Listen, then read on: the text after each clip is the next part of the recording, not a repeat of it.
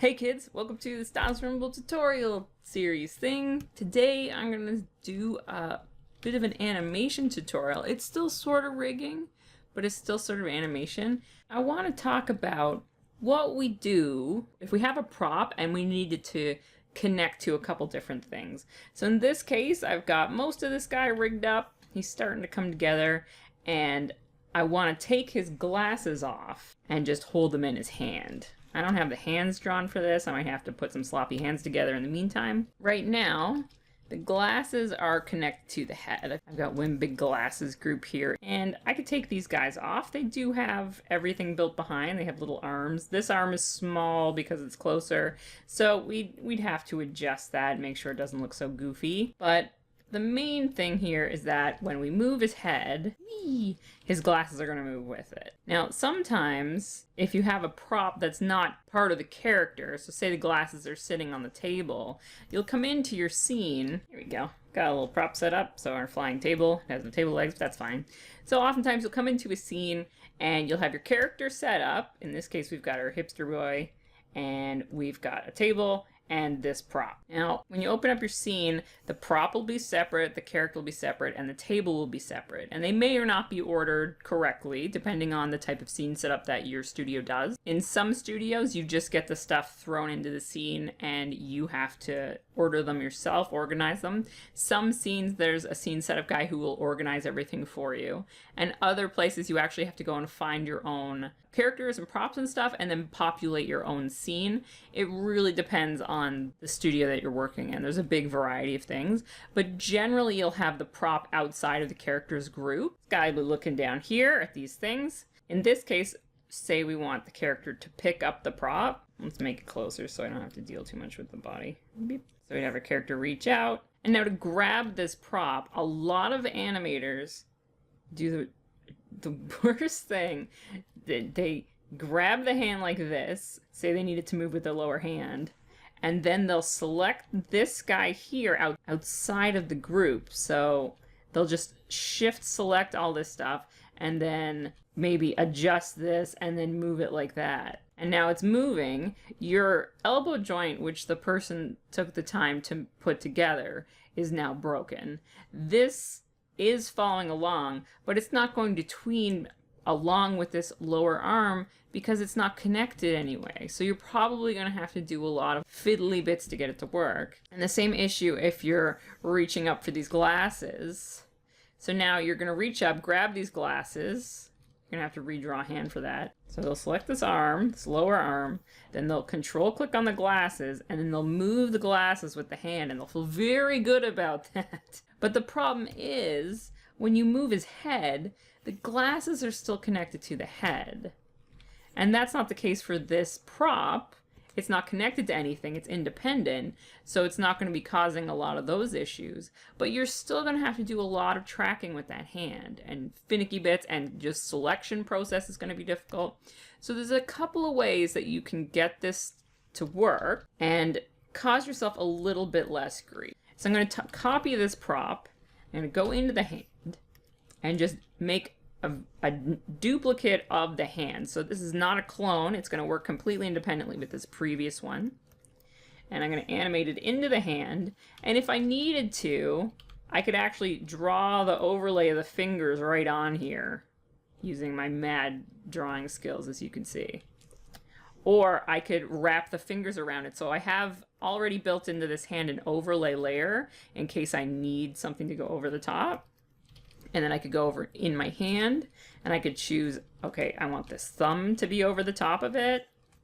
And I'm going to take these fingers and I'm going to hack them off, do some overlay fingers like that.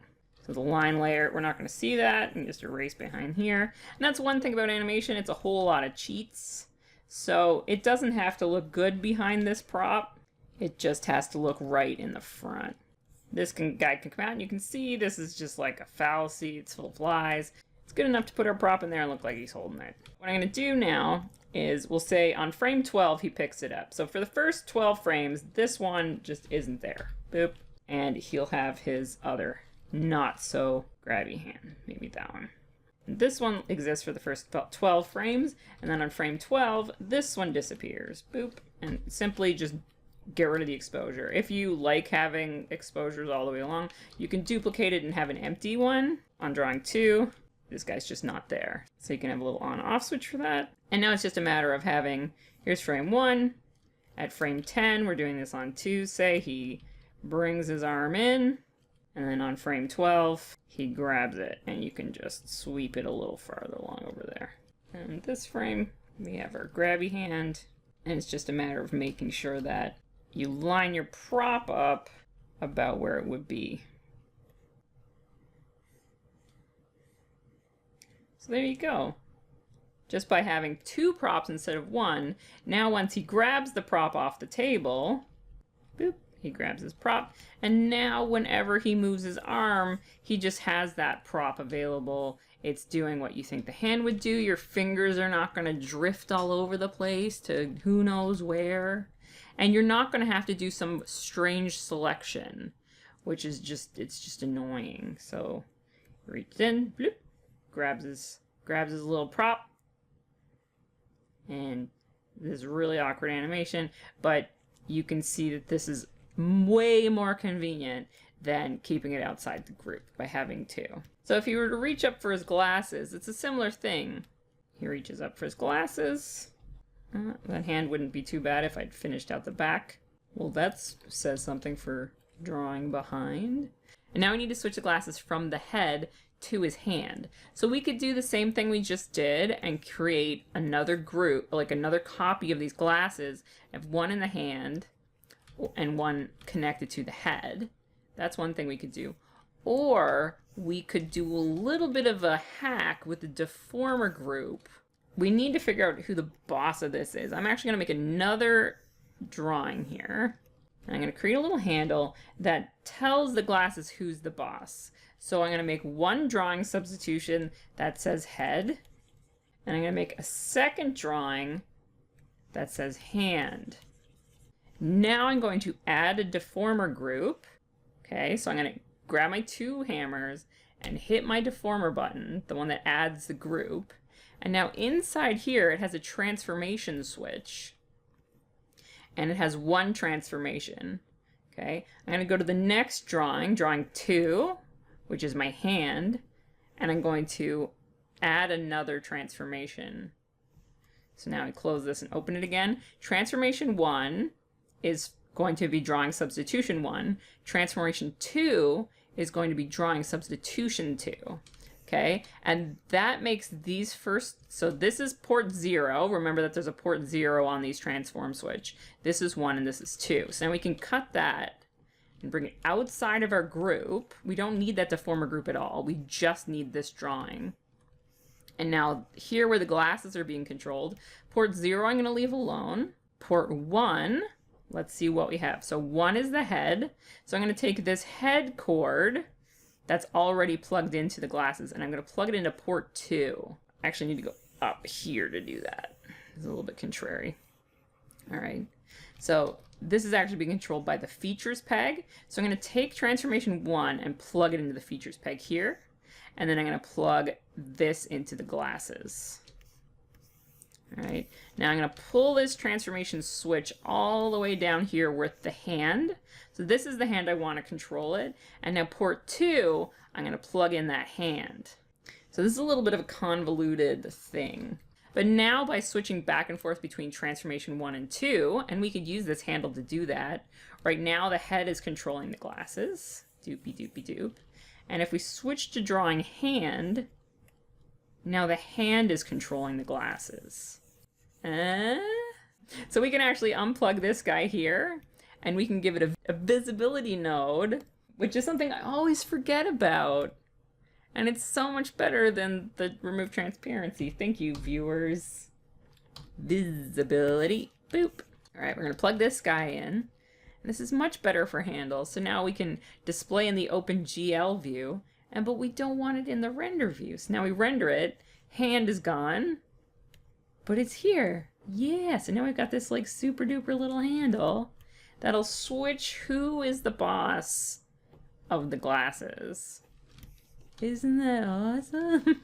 So we can put a peg between here and the glasses so that we can pull the glasses over to where the the hand is, just so when we switch back and forth the head and hand, it's going to be more about where we expect it to be. All right, so you know the glasses are here.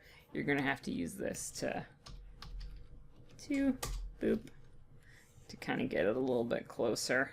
Here he's hooked up to the head, and we can take this arm and do whatever we need to do to get it lined up like we like it. And then switches over from head over to hand. When we move our hand, anything our hand needs to do, our glasses are going to follow. Boop, boopy doop. Ta-da. So the only problem I can think of with the transformation switch is if you select these guys here, these pieces of glasses, you're not able to just easily center on selection in your timeline. They don't show up because it's under this transform switch, and it kind of messes that up. But you can just grab all of it like that, and then go to your view, selection only mode, and then you'll be able to see your keyframes and do whatever you want like that. So there's that little minor inconvenience, but I feel like for the convenience it has to just key exactly when I have things changing what's controlling it, like just by using this drawing substitution, I feel like it's worth it. It is a fun little hack to know. Otherwise, just making a duplicate copy of the prop is really the simplest way to do it. If you have two characters that are actually holding hands through an entire scene, one thing that's convenient to do is let's say I've got two characters here. So you'd have one character's hand like this, and you have to connect the character's hand here. The easiest way to do that is actually to put the hands on one layer. So here I'd grab probably the backhand and duplicate it. So now it's 17. And then I just empty it out so that I have an empty drawing. And then I'd use this hand, duplicate it. So now I have a 17 here. I'd actually draw the other hand or use the pieces of this hand to construct a hand, like a held hand. Here's a bad example of that. Never do shoddy hands like this in a production, because if it needs to be changed, it's really annoying. But now I've got these bad held hands, and as they're walking, this guy would control both hands. So this guy would swing the hand like this, and then you just have to line up this arm. This guy would be leaning in to his friend or doing whatever as they walk along, and then you can just make sure that you hide that hand in behind, and you're going to get those hands working really nicely. They're going to look like they belong to both of them without having to do some sort of double hybrid hand selection. Just don't do that. Alright, so that's it for tonight. Hopefully that makes sense. This first one is just two props. Boop, boop. It's right inside the hand, so that this one is just connected to the table, not connected to anything. And then this one's connected to the arm, so it can do anything the arm does.